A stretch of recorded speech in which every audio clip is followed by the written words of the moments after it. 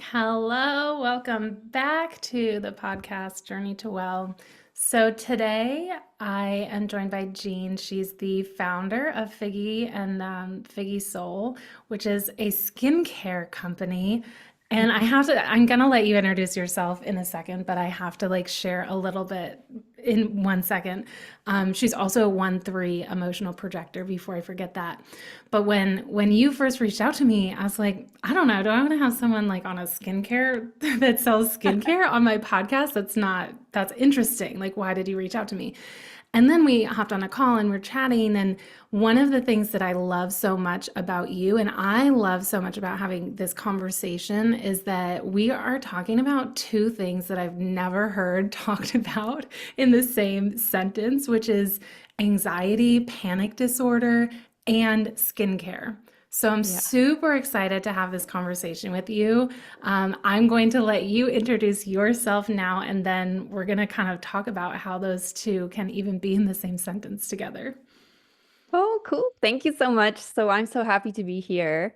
I'm Jeanne, the founder of Figgy Beauty and Figgy Soul, and I'm just a panicked overachiever finding my way through life like everybody else.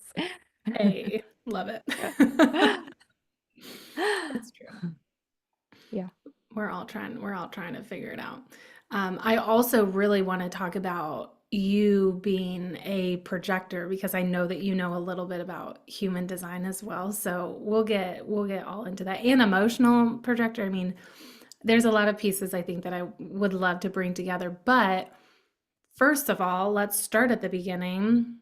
How Yeah. do we how do we get from anxiety, panic disorder to founding a skincare company? Yeah. So the skincare was really founded out of kind of raw survival instinct because when I was diagnosed with panic disorder, and I'm sure we will talk about what it is and what it isn't, but if I can kind of say it in quotation marks, I was diagnosed before it was cool, or No. before everybody had an anxiety disorder, so it was still very much stigmatized. I came from a background that didn't, that was filled with mental illness, but never talked about, just very bizarre behaviors. So it was a very difficult diagnosis for me to accept. It took a long time to diagnose me correctly. Um, and there's a lot about it that I cannot control, which is very hard for me and for my Mm. personality type and just me as a person. And I needed to find something, no matter how small, of my diagnosis that I could feel I had control over. And one of my biggest external symptoms is very sensitive skin. I'm South African. I know rooibos, the main ingredient we use. I grew up drinking the tea. I grew up with it, Mhm. using it on my skin. So I knew about this ingredient, and I decided, well, this is something I think I can do to make me feel like I'm just like I have one still foot in the storm. Yeah. Yeah. Oh, I love that. And I think a lot of people can relate to finding something out and feeling like you have no control over it. And that's so difficult to deal with. And what a powerful way that you moved through that situation or continue to, right? It's not like we ever achieve anything.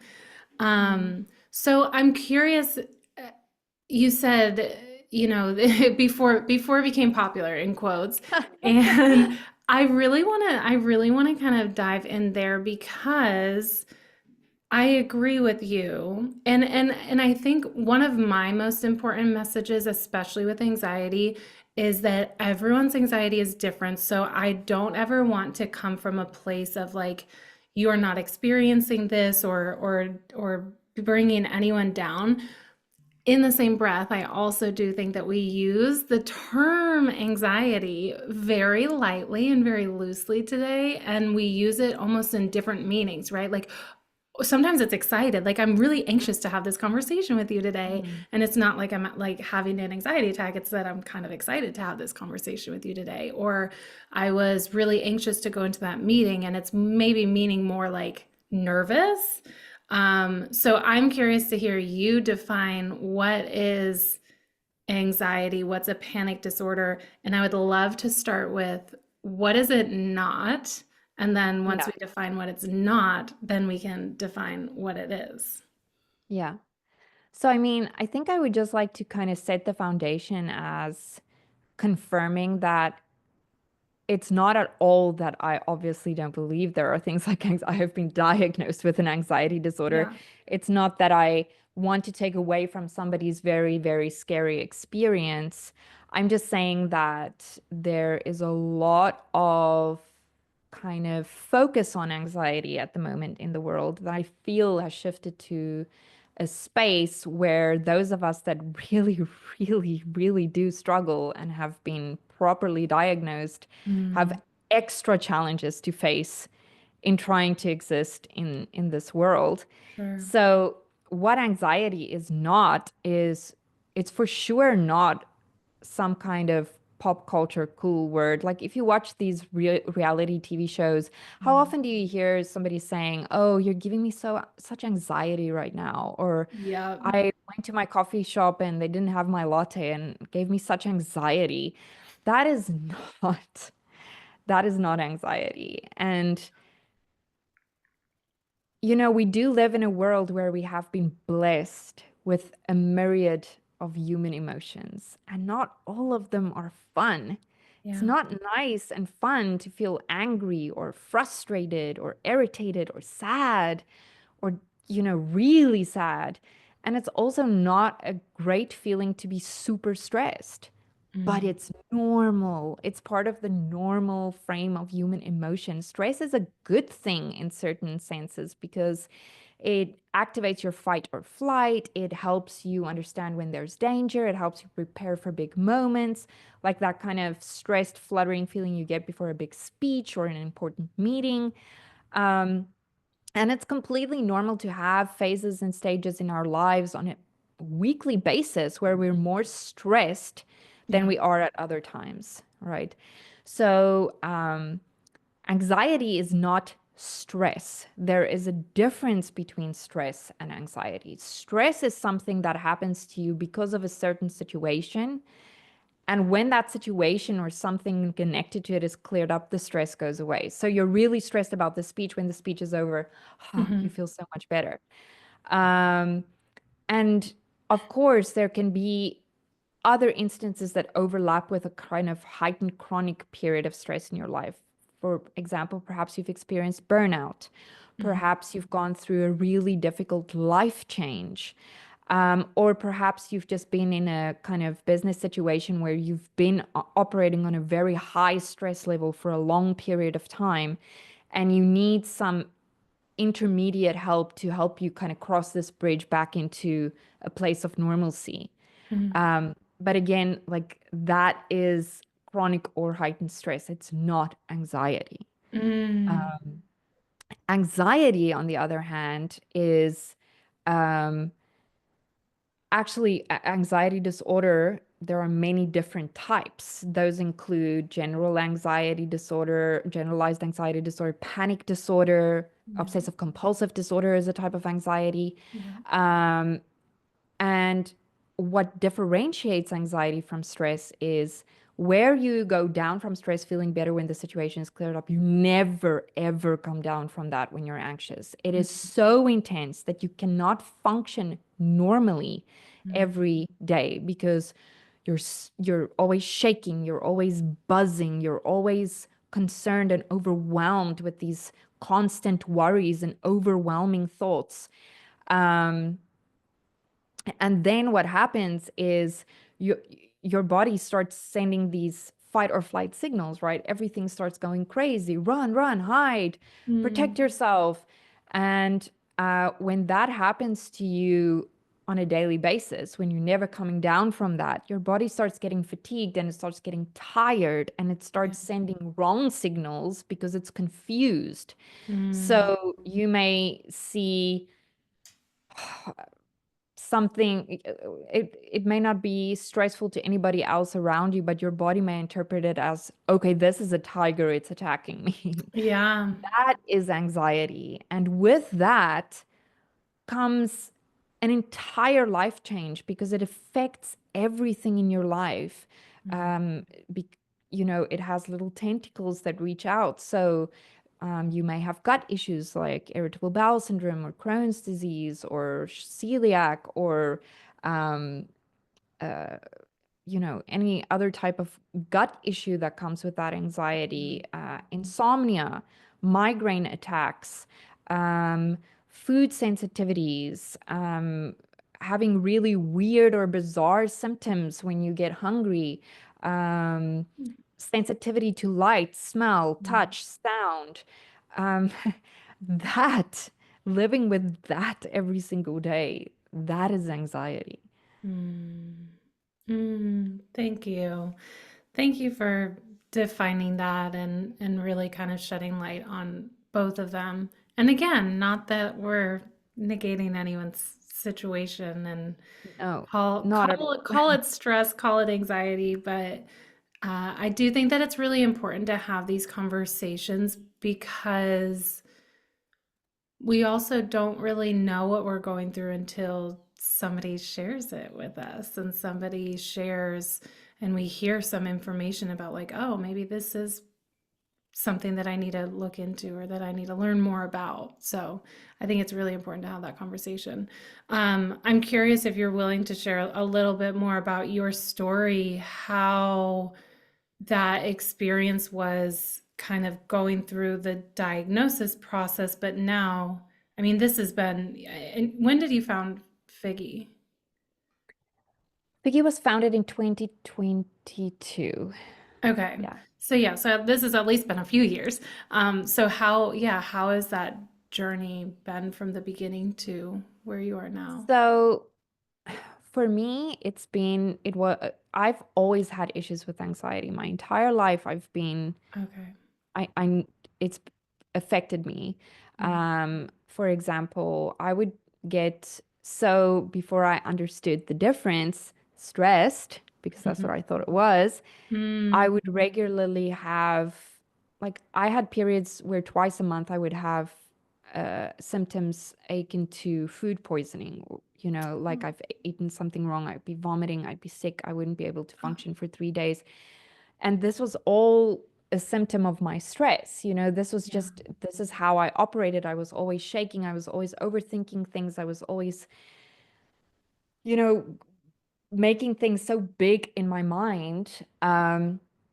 But I came from a difficult upbringing with long periods of sexual abuse, a lot of very horrific, deeply rooted generational trauma in my family, undiagnosed mental illnesses. And the message to me was always, like, you're always so sensitive. Why are you always stressing so much? Why can't you just be normal? Um, you know, if I would cry, for example, if I was sensitive, I was once told, why are you peeing out of your eyes again? Can't you just get yourself together? You Oh, know, so these are the messages that I yeah. had. And I just figured I'm wrong. Like Yeah. there's nothing like medically diagnosable about me. I'm just weird. I'm just wrong. And with that came the message also of we come from this history of such intense trauma. What happened to you is bad, but it's not as bad as. So let's not Yes. stand still, you know, and one of the favorite things that I was told very often is the world owes you nothing. Get up and be stronger. Mm, And those things kind of settle into you and it becomes your own. It becomes how you define yourself. So when I was properly diagnosed in 2015, I completely ignored it. And that's what made it so bad in the mm, breaking in 2020 and 2021. Because yeah. the first thing I thought was, well, I cannot have this because this means I'm like them. And I don't want to be like them. Yeah. And I didn't understand that it's completely different. Like all mental illnesses are not the same. Yeah. Um, and also, I found that the the group of anxiety disorder I have, which is panic disorder, isn't necessarily genetic. it's Hmm. born from complex post-traumatic stress, which is long periods of being exposed to trauma committed by somebody in a position of trust to you. And so small pieces of my life started kind of making sense, you know? Um, and that's how I very difficultly went from being diagnosed, understanding the diagnosis, and still today trying my best to accept it.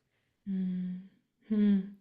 One of the things that you said about trauma, which I love having this conversation of trauma, is, oh, I didn't think, like, we always compare and we're like, well, Yeah. mine isn't like this, or mine isn't as bad as Mhm. someone else's. Um, and I'm sure you know this, but I don't want to misquote, but I'm pretty sure it's Gabor Mate is says that trauma isn't what happens to you, it's how your body responds to it. So you and I Mhm. could go through, and Bessel van der Kolk too, because he did a lot of studies on PTSD and veterans, and so two army people, soldiers, could go through the same experience, and one has strong symptoms of PTSD and the other doesn't, or they show up some different way, just like you're talking about the anxiety disorders. There's so many different kinds, and even I would imagine if we pull together 10 people that are diagnosed with panic disorder, that they're all going to have different symptoms and they're all going to have different experiences of how they walk through life and past experiences, what happened to them. And we spend so much time, I know I resonate with that. Not that my story is anywhere similar to yours, but I resonate with the kind of playing downplaying things that I've gone that have happened to me, that I've experienced in my life, and saying, "Oh, well, it's not as bad as this." And why can't I Yeah. just kind of get over it, right? And Mhm. thankfully I am so blessed that I didn't have someone telling me that, like, why can't you just get over it? I actually had told people telling me it's okay what you went through, and you have to experience, you have to acknowledge it. Um, but I can't imagine, I can imagine that everyone can resonate with this to some level, especially when we're talking in terms of these uncomfortable emotions, like you said in the beginning. Nobody really Yeah. wants to experience anxiety to whatever level you do. Nobody wants to Yeah. experience panic. Nobody wants to experience grief and trauma and Yeah. processing, these things that maybe have happened to them that they felt that they had no control over. Yeah. 100%. It's not easy. It's not easy. So thank you. I mean, first of all, thank you for sharing your story, because it's Mm. obviously, this is not an easy conversation to have, I would imagine. But thank you. Thank you for sharing your story, and thank you for shedding light on it, because I do believe that we do need to have more conversations like this, and we need to be open with each other, because it gives other people permission to be open with themselves and say, oh, maybe what I went through was a big deal to me. And maybe it's not a big Mhm. deal to someone else, but it's a big deal to me. And because of that, it's important and it's valid. Yeah, and I think that's why it's also so unbelievably important to get properly diagnosed. Mm, This was one of my obviously big fears in the beginning. I didn't want to be like, but now I have come to realize that um, there's a really big chance that if you get diagnosed, you may not have an anxiety disorder, which is wonderful because they can give you other tools to help yourself in this moment. If you hmm, do end up having an anxiety disorder, it's also wonderful in a way because now you get to understand yourself. You get to understand why you are the way you are and what kind of tools you need in your toolkit, without which you wouldn't know. Um, so it's so, so, so, so important to find a doctor, a psychiatrist, or a psychologist that you resonate with. It's okay to say no and to choose somebody else that you feel comfortable with and get yourself properly diagnosed. mm. I love that. So how do you feel that that has helped you in your life and your story? I think it has helped me a lot because it's helped me, like one of the things about this is that you often feel like you're going crazy or you're going insane. You often feel like you are imagining things, or maybe it's not Mm, as bad as you think, or and those thoughts can get extremely intrusive, mm, and you can become extremely doubtful. And when you have panic attacks, when you have episodes of panic, all reasonable thought leaves your mind. Like I'm talking to you here now, mm. that doesn't exist at Yeah. all in that moment.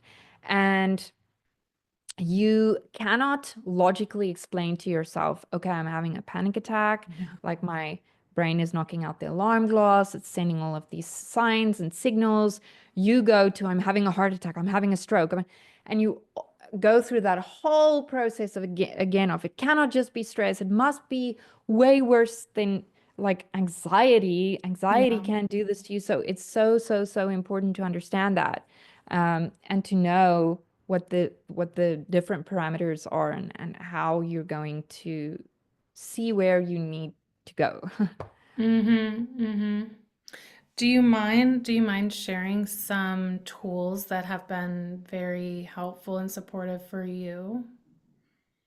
Yeah, so for me, one of the tools that have been really good for me is first and foremost finding a psychiatrist I feel comfortable with. For me, in the beginning, I had a very, I went, it took a year to diagnose me correctly. I went through all the tests. I was with a cardiologist, was with a neurologist, I was with a Uh, gastroenterologist. So everything was tested before they diagnosed me with this, yeah. which was great because they ruled out every single physical symptom. There you go. Um, but I did find that I think I had three psychiatrists before I have the one that's walked the longest path with me. And Mm-hmm. the reason for that was just that I never felt good if I was in a situation where the consultation was super fast and the first thing they almost said is, you have anxiety, here's medication.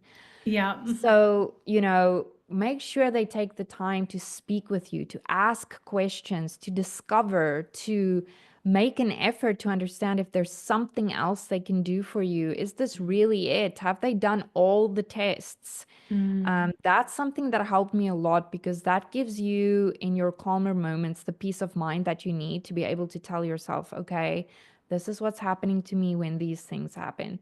This is how I am wired. It's been confirmed. I understand what I can do to help myself. And mm, then the second part of that, once you know this, is to start identifying your triggers. What's triggering your. So, anxiety attacks are different from panic attacks.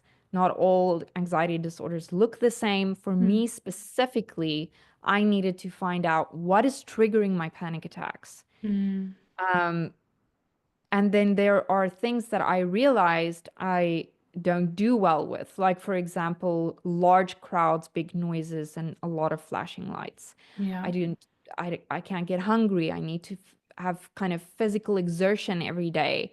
Um, with that, keeping in mind that there are some triggers that I will never fully understand that come back Mm-hmm. from subconscious trauma, which you can't Mm-hmm. stop.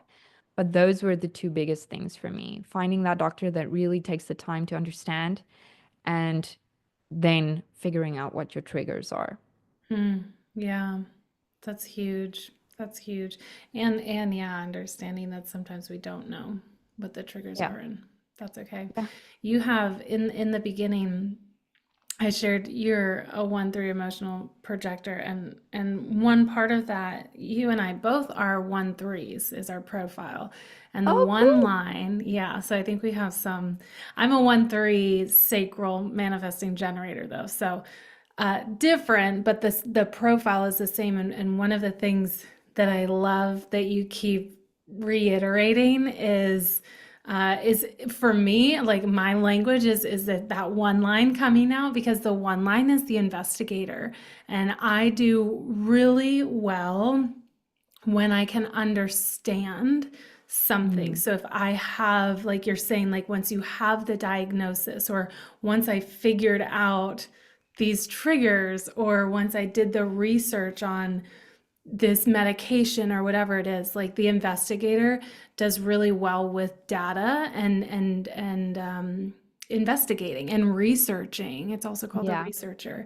So I don't know. That's just really interesting to me, and I love that. And for me, I'm very much the same way. I think that we have similarities, especially when you shared with your the skincare portion of I want to be able to feel like I'm in control in some way. And I think that that's pretty normal for a lot of people. We Hmm. want to feel in control of our lives, and everyone has that different sliding scale of how much control they need to hold and how much Hmm. surrender they're able to give. And so being able to have some sort of like to me it is a control thing when I can understand the science or the diagnosis or the reason behind something that is calming to me in general, just knowing and understanding, if that makes sense. Yeah. Yeah. Yeah. 100%. So I want to talk skincare because I am curious. I mean, you gave us a little teaser of it was something that you could control and having very sensitive skin. You and I are approaching this from a different perspective. I just have sensitive skin. Like I grew Yeah. up, I was born with, born with, I don't know. I've even as a baby, my mom says I had really dry, sensitive skin, and she tried everything. Like she tried the Yeah. natural things, she tried what the doctors suggest. She tried lotions and oils and, coconut oil and baby oil and all of it. And then Everything. everything, everything. So growing up, and I've had a different degrees. I used to have more psoriasis and I would get patches on my face or on my hands of really dry skin. Um, and now it's kind of like a little more equalized, but I still do have pretty sensitive skin and I'm very mindful of what I put on my skin, Yeah. especially ingredients wise. Um, so I had the gift of trying these skincare products and I absolutely love them. I do have to say, because I have very dry skin, one of the things that I love the most is that it's moisturizing. Like even the Yes. face wash, I've used face washes before that you wash your face and then you feel like tight.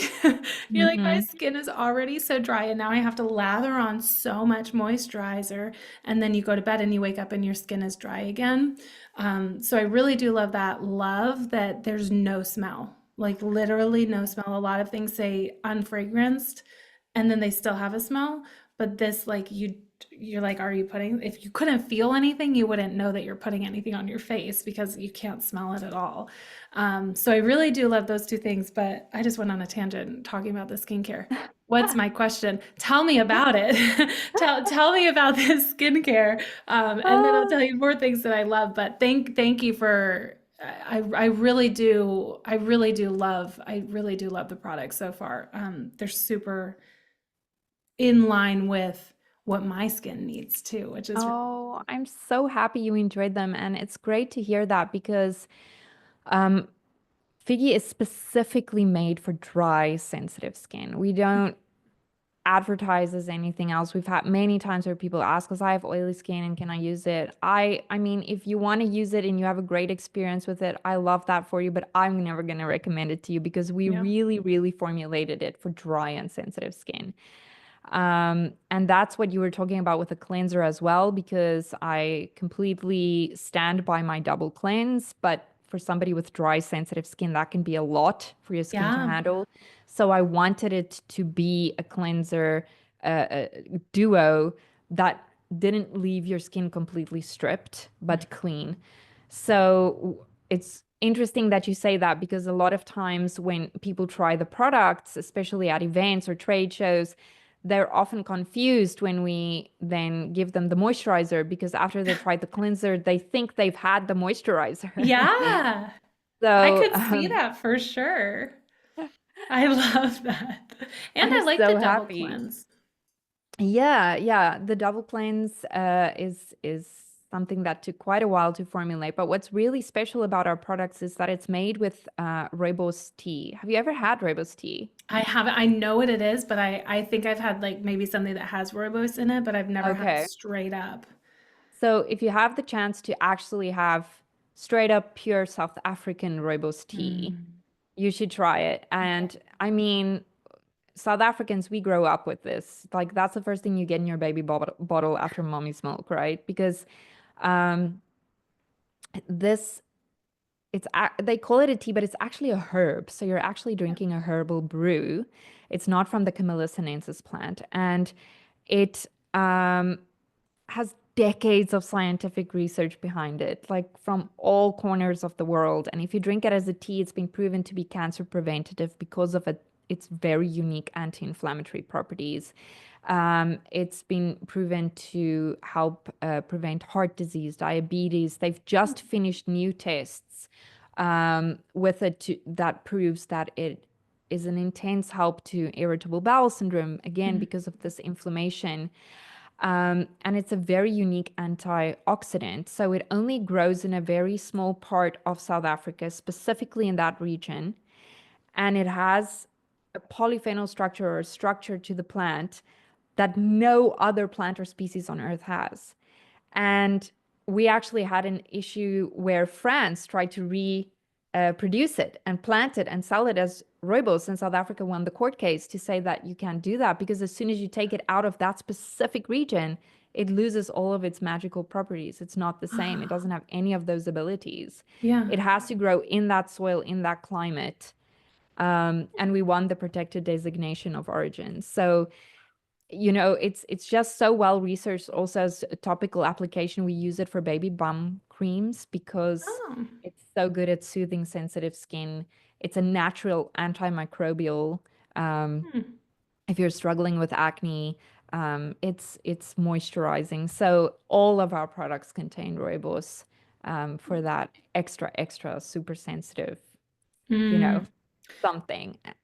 I am interested to see. I mean, maybe I've been using it 2 weeks now. Um, but I will say in the past, I typically like sometime around my cycle, like a week before my cycle, I'll get some, like just a couple little acne bumps or whatever. So I am curious to see after using it for a month or so or more, if that happens to go away too, with you just saying Oh, that. I would be so interested to know. I mean, we do have to understand that there are also obviously internal things that Oh, affect so our skin many. that no Yeah. skincare product can ever cure, unfortunately.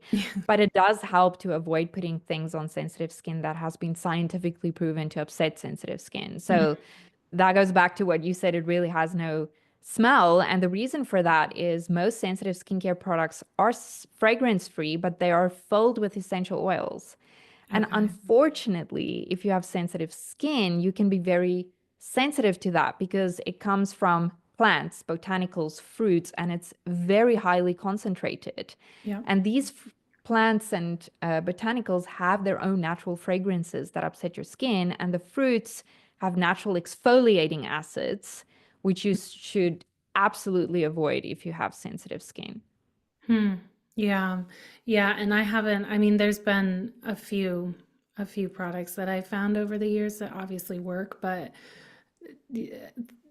I don't always love. I think I was telling you this in the beginning. I've tried Yeah, the natural stuff and sometimes they just still smell like I'm like, we don't need that strong of a scent, whatever it is. I don't even know what was in my yeah. in my stuff, but it And is really great. So we have a double cleanser, moisturizer. I was curious and I should have looked on your website, but how about like eye stuff? What about the anti-aging stuff? Do you have anything in there ingredients wise or product wise? yeah, so what you got is the Sensi regimen, and the whole point of that is going back to the absolute basics, which is really what you need when you have sensitive skin. Unfortunately, as Yeah. sensitive souls, we just can't do all those intense targeted treatments. We have to bring our skin back to a good basis, so cleanse and moisturize. And we recently launched our two new products. One is the Miracle Mist, which just won the Universal Beauty Awards Silver Award for Best Toning Mist of 2025. So we're super happy. Congrats. Wow. Um, yeah, it's our highest concentration rooibos, and you can use it as a hydrating refresher. I use it for bug bites, eczema Oh. outbreaks on my little girl, to set your makeup, to tone. It's really like an all-rounder. And then the Hmm. second one is our Slow Glow serum, and that is our first, say, anti-aging for sensitive skin because I absolutely cannot tolerate retinol. I get the Mm-hmm. worst effects from it. Um, so this serum, it took 2 years to develop, and it has the lowest percentage of retinol of any serum on the market, and it has a very special form of retinol, which has to go through a little process in your skin before it gets absorbed to do the things that it does. So it takes Hmm. out that immediate kind of harshness and inflammation, and it's, as I say, a super low percentage. And we combine that with the rooibos and barrage seed oil to still calm and soothe. And then it helps with your dark spots and uneven skin tone. Mm. And since we launched that one, we also won the award for Emerging Indie Brand of the Year. Wow. Oh my gosh. Are we allowed to say what you shared with me about launching into a different store? Yes, of No. course. Yes, yes. Okay. Tell us. We're opening we launched in the UK and we're opening our own store in Scotland in 2 weeks. So that would be the 17th of April. Oh my gosh, I'm so excited for you. I love all of this. I also really love the science. I actually, one of my previous lives, I worked for a skincare company. So Oh, learning and I love learning. That's part of the one line too. So, like, not related necessarily to my business, but learning the science behind ingredients and formulations and like how to create. I mean, not that I know anything really about it, but I love learning about it. And I really like how we can, I really, really like how this is targeted towards sensitive skin because I have not come across, like you said, they market it's for sensitive skin, and I would try it and it wouldn't work for me and it would still have a smell. Or I would, like, the biggest thing for me is I go to bed and feel moisturized and then I wake up and I feel very dry. And mhm. I don't like, nobody likes to have their skin feel dry. It's just not a comfortable feeling. Yeah. So I don't like that. I don't like waking up and feeling like my skin is, I have to immediately run to the bathroom and like put more moisturizer on. Or you make it through halfway through your day and you have your, your makeup on and then you're like scratching your face because your skin's so dry. Yeah, that's a horrible feeling. And also just to maybe explain that kind of connection between anxiety and how your Yeah. skin reacts, because you were talking about your psoriasis. And the reason why anxiety is linked to that is because when you go into such a period of stress, your brain dumps a whole bunch of cortisol and adrenaline into your body. Mm, And that tells your body, fight, get ready, be aware. And it sends all of these signals to your nerve endings to be ready. And all of your most sensitive nerve endings are just beneath the first layer of skin. mm, So your brain's getting confused. It's sending all of these signals. Your nerve endings are starting to fire. And that's why you get this uncomfortable sensation of burning, itching, mm, redness. Um, if you have psoriasis or eczema, shingles, you may notice that it's worse when you're super stressed because of that whole process going through your body, causing that inflammation and making it worse, or mm, breakouts even. mhm, Um, so it's really such a connected process that we don't think about. There's such a connection between the mind and the skin, which we often forget is our largest organ. We're mhm. so concerned with the heart and the liver and the kidneys and the gut, but it's our largest organ. So it only makes sense that it would be one of those most affected by whatever is happening in the mind. Yeah, thank you for explaining that. So let's then talk about Figgy Soul because that is your community platform. Yeah. And I imagine that there's a lot of fun teachings of what you just shared, similar to what you just shared, connecting skin and or other symptoms, right? Like you mentioned your gut health and all of that too. So can you tell me a little bit about that community? Yeah, so Figgy Soul is an online learning platform, and that speaks purely to how to deal with an anxiety disorder or a heightened level of stress. So it's a dualistic approach. The skincare looks at the external, one of the external Mhm. symptoms, which is sensitive skin, and then Figgy Soul looks at the inner, the soul, the Mhm. spirit, the mind.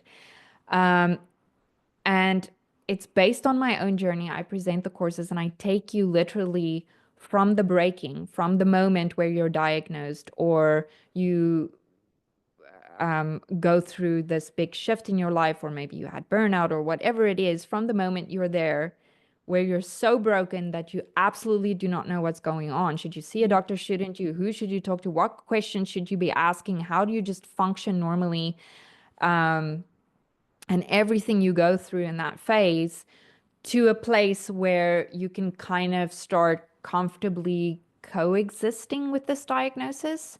Mhm. Um, and with the way that you're wired, really, so it's different from anything else I've seen out there, simply in the fact that I'm very straightforward about the fact that I am, unfortunately, I wish I could, but I can't cure you. I don't have the cure. I don't have the golden ticket. I don't have the answer. If I did, I wouldn't be in this situation. Mhm.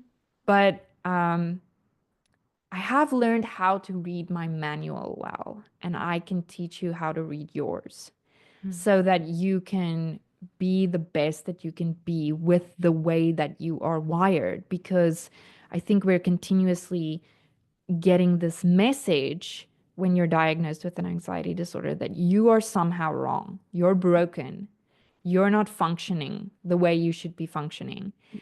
And I used to believe that too, and I just simply don't anymore because Mhm. nothing I do is going to change the way that I have been made. Mhm. So I need to understand, how do I work with that? Mhm. Mhm. I like that. That's a big pillar of my business is in my community is that there's so many people out there going to tell you like what the right answer is, what the golden ticket is for whatever, to find business success, to cure your anxiety disorder, to find the right person, whatever the topic is. There's so many people out there that are kind of spurting out this is the answer, and we're so individual. We have so many differences, and there's no possible way that I could tell you what the right thing is for you, but I can share what the right thing is, what things have worked for me, and teach you how to, like, in my line of work, how to look at your human design and how to use those tools, how you're uniquely created and designed, and then how you can continue to build your life, whatever you want to do. So I really love that about Figgy. And I know that I could have used you a couple of years ago. Like I know that there's so many people out there when we're struggling, we don't know where to turn, especially if it's something new and scary or throwing us off. And I Hmm. think that's one of the reasons that I have these podcasts is because we have to talk more about how our stories and how we can help, and I love that you created this platform and this community, that not only looks on the outside but also looks on the inside and has these beautiful juicy nuggets. I can imagine that it's a really great Oh, platform and thank so you so authentic much. too. I find you very authentic. I Thank feel you like I so could talk to you forever. I want to talk about, I want to pull up your, oh yeah, okay, this makes sense. I want to pull up your human design chart. What I was just saying makes sense. I hate when people do that. So I've not talked about this, and this is actually not what I was going to talk about, but I want to point something out because I think it's really cool. I was pulling up your human design chart, and we have what's called an incarnation cross. And our incarnation cross is kind of like our life's purpose. Did you ever dive into this when you dove into human design? A little bit, but it wasn't explained to me in detail. Like, this is all new to me. Okay, okay. So this is a very small part of human design, but in my opinion, we don't talk about it enough, and I think that we should. One of the reasons, probably the biggest reason we don't talk, most human design people don't publicly talk about it, is because like there's 5 energy types, there's only 5 different energy types. incarnation crosses, there's like thousands of incarnation crosses. So I can't tell you what your incarnation cross means like by itself without doing like an in-depth kind of conversation. But what I can tell you is our incarnation cross is our life purpose. So one of the fun things to do is like go Google your incarnation cross. It says the right angle cross of planning 3. So there's not just like planning, there's like one, two, three, a bunch of them. And you can Google it and read it, and it will kind of, as you're reading it, lean into what resonates with you, what kind of stands out with where you have kind of built your life and how you're aligning to your purpose. One of the things that I was looking at though is we either have a right angle or a left angle. We only have one or two. So the Mhm. right angles, and I am a right angle as well, is we do really well. Part of our life purpose is to actually share what we've personally experienced. And we will experience a lot. And one invitation that we have in human design, in our life, I mean, looking at our human design, is that we have that invitation to share what we've experienced, especially with the 3 line in human design, which you also have that trial and error, especially our trial and error, especially our failures, because our failures always lead us to right here, right now, how we got here. It might have taught us what doesn't work. It might taught us, we might have had a couple failures to then find what does work, but we never really fail, right? We always just learn. And we can't ever really fail. So the right angles is sharing from a more personal, this is exactly what I went through, and this is what helped me, versus left angles are more general, like just for the people. I guess you could explain it that way. So when you were talking, that's what when I said, I want to pull up your chart. Oh, that makes sense. Is a right angle. And that to me is like confirmation of for myself. I'll just speak for myself that I'm living in alignment. When I learned my incarnation cross and I reflected on how I lead my business. I'm never here to tell you what the right thing is. All I can tell you is what's worked for me and what resonates with me. And those are human design, cycle alignment, breath work, podcasting, having conversations with people. That works for me. And I'm going to give you that invitation because I've experienced it. So that's a little bit about your human design Thank chart. you. That's Yeah. so cool. Thank you for sharing that with me. Yeah. Yeah. Definitely Google your incarnation cross because it can be Okay. really, really powerful. So thank you so much for coming on. I have one more question, but before we do our last question, where can people find you? Where do you hang out? How can they try? If you're listening and you're like, I have dry, sensitive skin, please give me these skincare products. Where can people connect? So you can go to figgybeauty.com and there you'll find the skincare and Figgy Soul. And to celebrate our launching in Target in April, we have for the rest of the month of April on our website an offer where you can try before you buy the skincare. So you can go, you can order it, you can get it, you can use it for a week, and if you like it, it will get paid, and if not, you don't pay. So Cool. you can go and try that. And you can find us on Instagram at figgy.beauty. And if you're in the UK, you can obviously come to our store um, and also find us online there. Man, maybe I'll just plan a trip to the UK and go. Yeah. I've always wanted to go to Scotland, so maybe we'll use that as an excuse.